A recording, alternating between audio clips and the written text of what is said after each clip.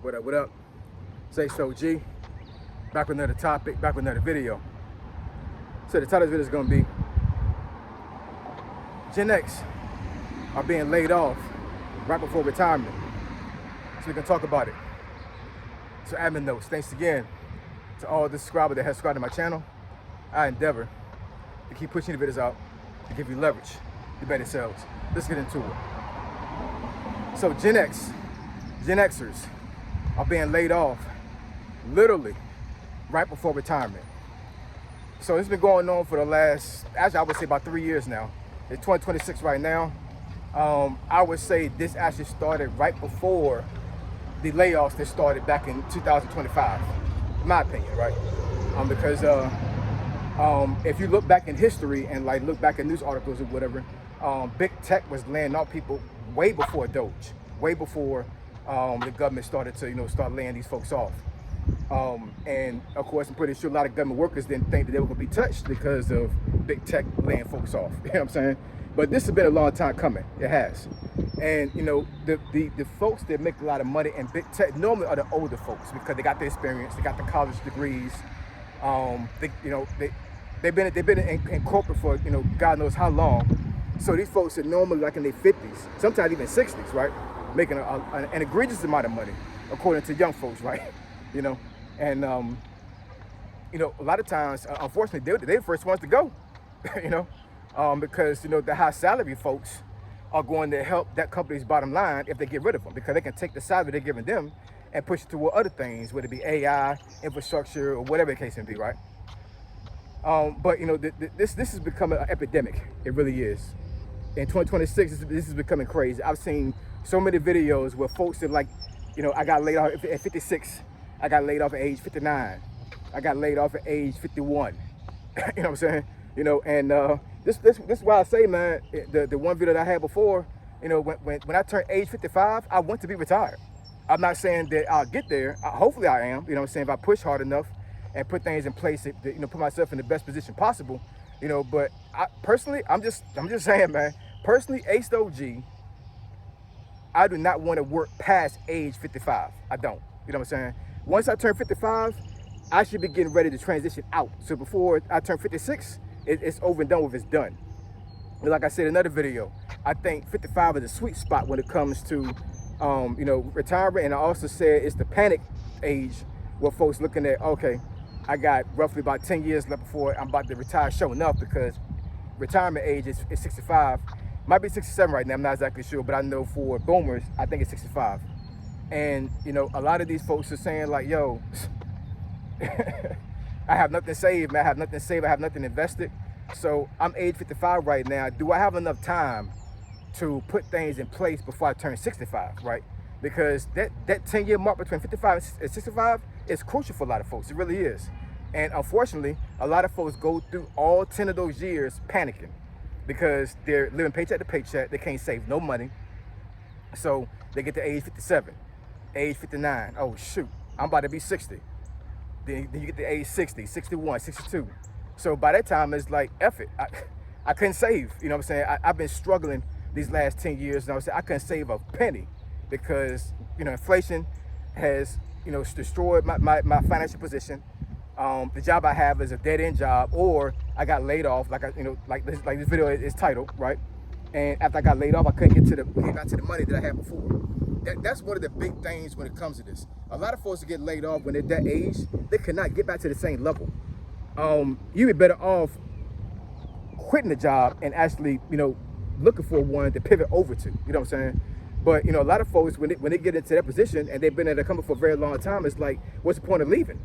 Your tenure almost to a certain degree. You know what I'm saying? So it's like, I worked for this company for 15 years, 16 years, 20 years, 25 years. So what is the reason for me to pivot over to something else? It doesn't make any sense. Even if I'm able to get more money or get to the same money that I'm at right now, I have so much experience and so much time with this company, it does not make logical sense for me to leave this company, right? It just doesn't. And I know a lot of folks that age are in that mentality. Case in point, the job I had, back in 2025 that I got furloughed from, it was a nonprofit. I've said this plenty of times in this channel. Folks that are brand new to my channel, I got Doge last year. in March of 2025. And I worked for a nonprofit, but the nonprofit was actually funded by a government agency. And one of those government agencies that was being funded, that was funding us, got all their money taken away, right? So the way it worked with that particular nonprofit was, and I'm not exactly sure if this happens for all entities that fall under the government, but we was getting, even though we had a budget laid out for the fiscal year of October 2024 to 25, we were still getting paid every monthly to salary workers, right? So even though the budget was already cut for us, the money wasn't given us at one time. It was a month-to-month thing, right? So when that government agency had their money frozen, then the money they was gonna give us the very next month got frozen, and hence the trickle effect, the domino effect, right? So everything started falling apart. And I said before that the average age for that nonprofit was like 55. It was a lot of folks at that job that I worked at that was in their 60s. They had been there since 1996. That's when that nonprofit actually was established. And they worked a long time and went through a lot of transitions when it came to that particular nonprofit. At one point, they were actually getting funded every single month. There wasn't even an agreement with the government for them to get funded. So basically, for like almost a whole 10 years, they were on pins and needles, asking the government for money every single month to be funded.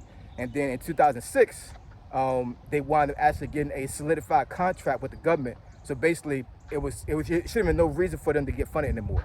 So after 2006, these folks was like, whew, now I'm able to relax. Now we're getting funded by the government permanently, right? Unless something egregious happened, the government is gonna fund us every single month to keep us going, right?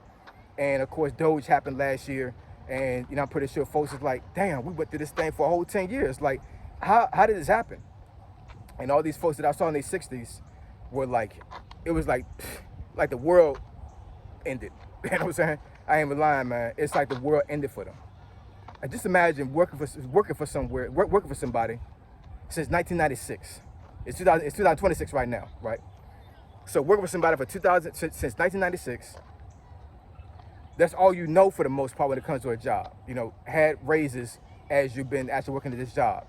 Got to your early 60s. A couple of years later, he was going to retire. And then Doge happened. And then it's over with. No pension, no service on check, no nothing. Just we done, right? And that's why I say, like, and that age group right now those are Gen Xers, right?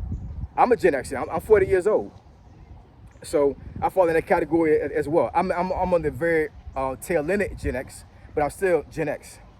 And I'm telling you, man, Gen X, if we don't do something now, what I'm saying, to solidify our financial position, it's going to be a hard road for a lot of us. It really is.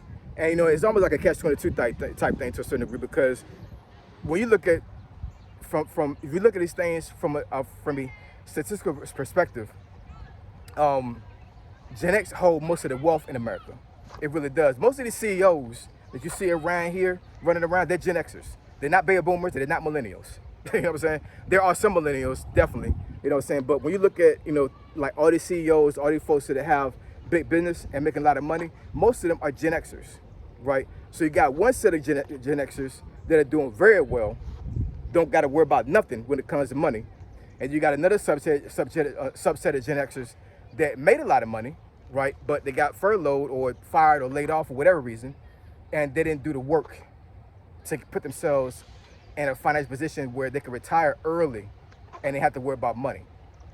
And you got some Gen Xers, another subset of Gen Xers, that been working a dead-end job since they've been in their 20s and have no hope of actually saving money for retirement. So, I say that, that Gen X is cooked when it comes to a certain demographic of Gen X, you know what I'm saying? And that actual demographic of Gen Xers still can save themselves. They got put in the work. They just do, you know what I'm saying? You got to make a financial decision in your life to say, you know what, I'm tired of being broke. I'm tired of living paycheck to paycheck. I'm tired of struggling, right? And it's always a way for you to get out of this thing. It really is. And I'm saying, I understand that a lot of folks don't have a certain subset of skills to make a lot of money, but there's always a way for you to make money. There's always a way for you to actually budget and downsize your life to put yourself in position to where you don't have to worry about money in old age. It's never too late, man. I don't give a damn when you 59, 60, 61 right now. It's never too late to change your financial position. It's never too late.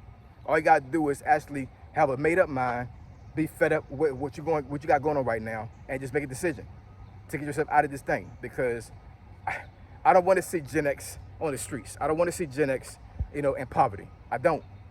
I think we're the greatest generation to come within the last 100 years. For real. We know everything.